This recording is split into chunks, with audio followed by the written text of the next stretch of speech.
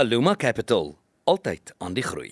Dit is tyd vir volgende koerantbesprekings en Rasaad Adams van die Papier sluit by ons aan om te praat oor 'n paar skokkende stories. Goeiemôre Rasaad. Goeiemôre Jennifer, goeiemôre Peer, hoop dit gaan goed daar by julle. Dit gaan baie goed, dankie Rasaad. Rasaad, eerste storie, ek dink verdien baie meer aandag. Ek bly ons gepraat daaroor. Ek dink dit is kommerwekkend dat daar so min bewyse is vir verkragsake. Ja, dit is inderdaad 'n kommerwekkende storie.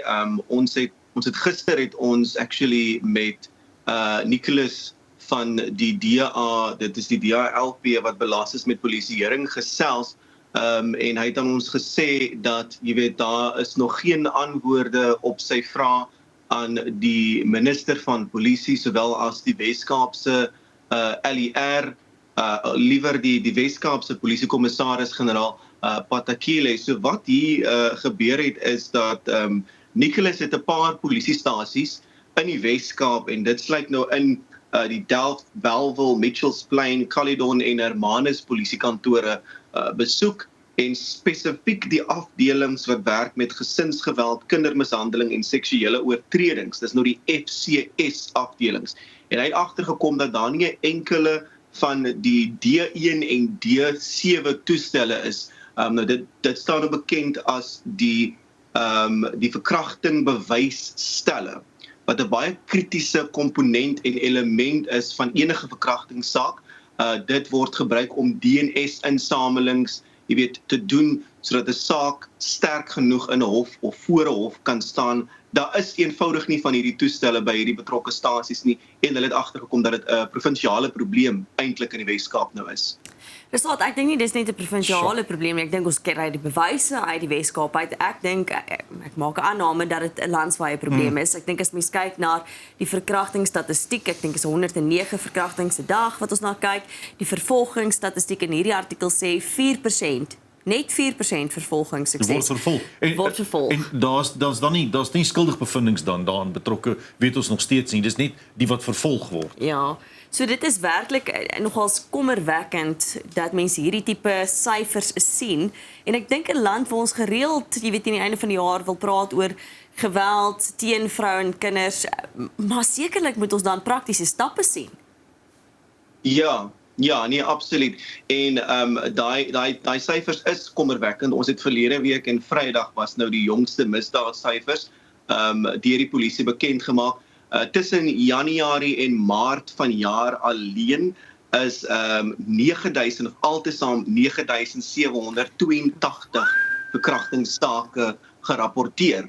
Klem op gerapporteer. Ja. Dit is sake wat eintlik gerapporteer was waar slagoffers die nodige krag en gemoed gehad het om dit te gaan rapporteer, maar die syfer kan baie hoër, baie meer as dit is. Ons het met professor in kriminologie aan die Universiteit van Pretoria gesels oor hierdie spesifieke apparate en hoekom hierdie toestelle so belangrik is in 'n saak om suksesvolle vervolging te kry. Dis 'n baie tegniese ding. Daar's 'n spesifieke tydperk gebonde aan jy weet hoe lank dit moet vat nadat 'n verkrachtingssaak plaasgevind het. Hy sê byvoorbeeld jy wil nie langer as 70 uur wag nie, want die slagoffer wil byvoorbeeld hulle self nog skoonmaak ook, daar's bakterieë in die mond in, so dit is baie belangrik dat hierdie toestelle altyd beskikbaar is om seker te maak dat die nodige bewyse vir sodanige sake so spoedig as moontlik ingesamel kan word.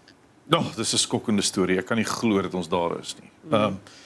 Maar ja, die Wildtuin is besig om hulle eeufeesvieringe te hou, te midde van misdaad en vloedskade, maar hulle bly optimisties. Ja, dit is inderdaad 'n belangrike jaar vir die Kruger Wildtuin. Jy weet, dit is 'n wildtuin wat internasionaal bekend is. Mense kom van verskeie plekke oor die wêreld na Suid-Afrika toe om ons pragtige diere, ons pragtige omgewing te verken. Maar ongelukkig, Peer, was dit nou die afgelope tyd so 'n bietjie oorskadu deur so 'n paar negatiewe goedjies. Dit was omgewingselemente soos vloedskade, daar was 'n brand byvoorbeeld by een van die winkels ook in een van die kampe by die Kruger Wildtuin, maar die onlangse voorval is wat natuurlik tans die land nog steeds aan die praat het, en dit is daardie moord op die egpaar van Mosselbaai, het ons nou uitgevind. Dit is Ernst Maree en sy vrou Dina. Daai ondersoek wat nog steeds aan die gang is, ons weet dat hulle Fort Bakkie het byvoorbeeld die land verlaat, dit is oor die grens, so daar's nou ondersoeke wat daar aan die gang is.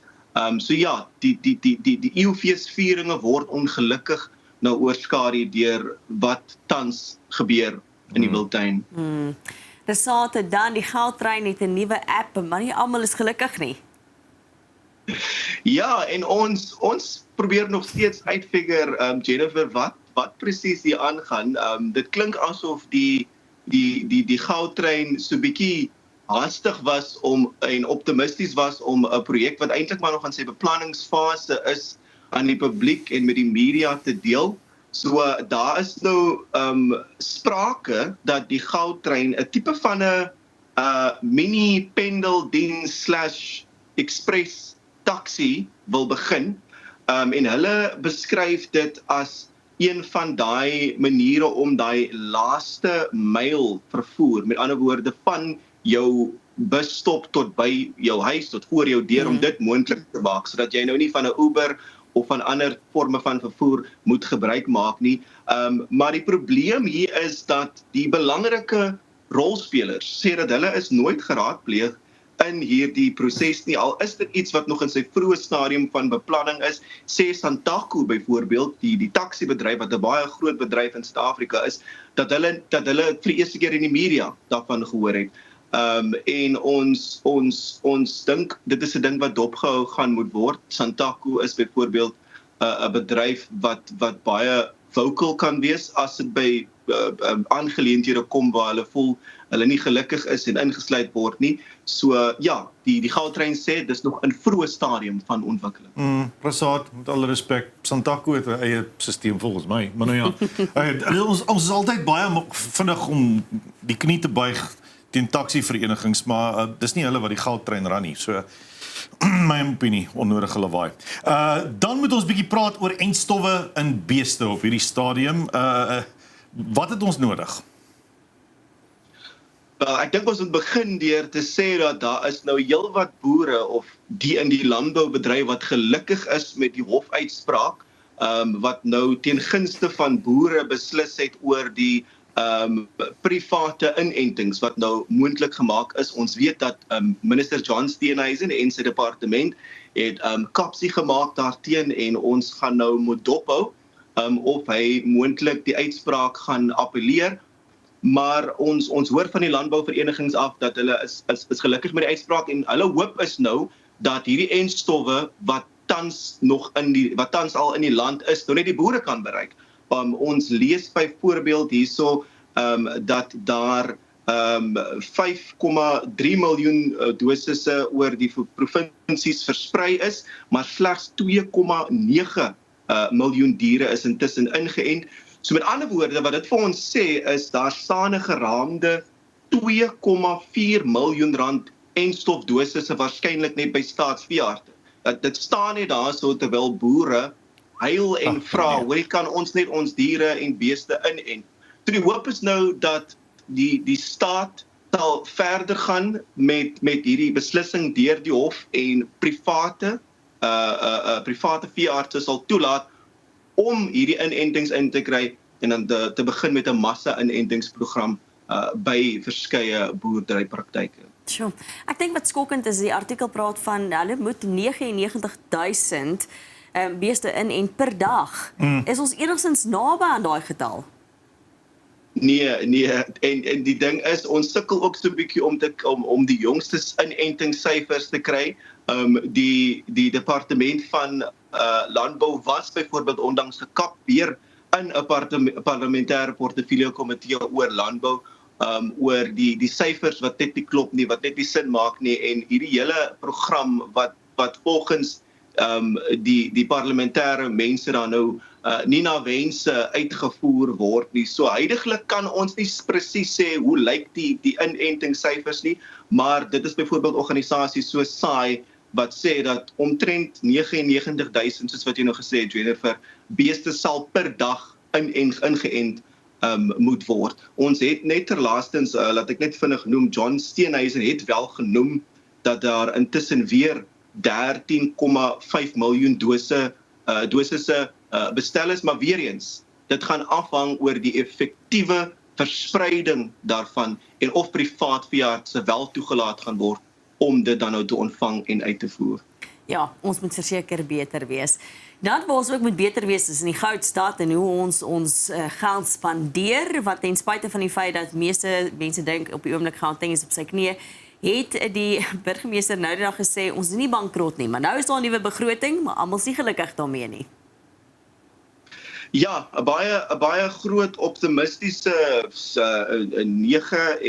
97,1 miljard rand begroting is gister deur die Johannesburgse metro ter tafel gelê en goedgekeur.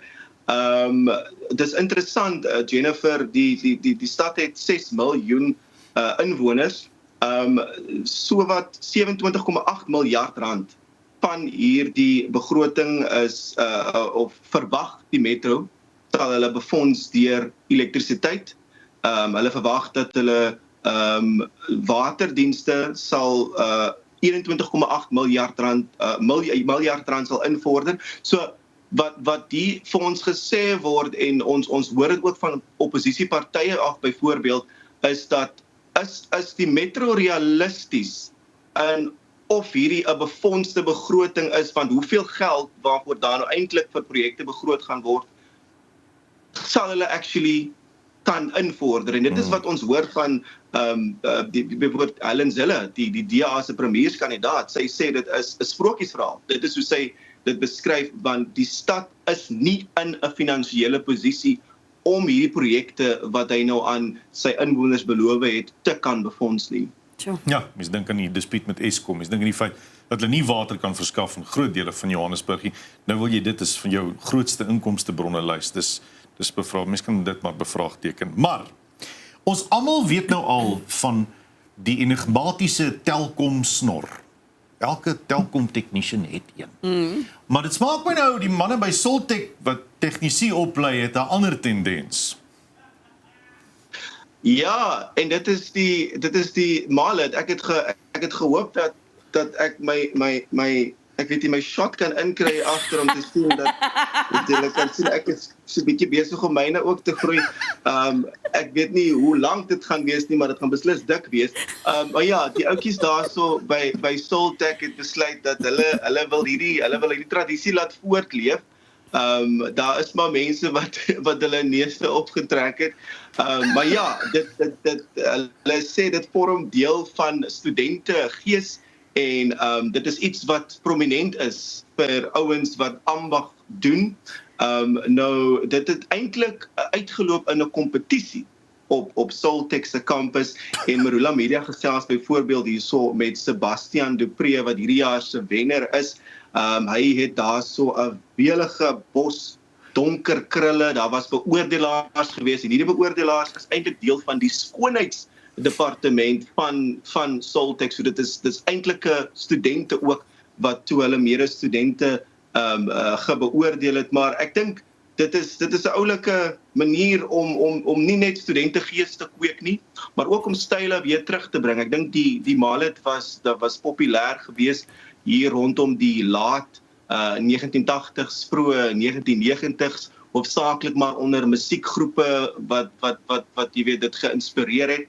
Maar Soltech se seunstudente, se manstudente sê dit is uniek tot hulle bedryf en die bedryf waarna hulle gaan ook, maar dan kweek dit ook studentekultuur op hulle kampus. Die Kempton Park kraagverwarmer. Dis presies. Resaat sterkte met die uitgroei van jou Mallet. Ek dink dit gaan nog 'n rukkie wees. Baie dankie vir die saamgesels vandag. As jy hulle voetgou. Dit is Resaat Adams van die Papier. Ons is nou weer terug. Aluma Capital, altyd aan die groei.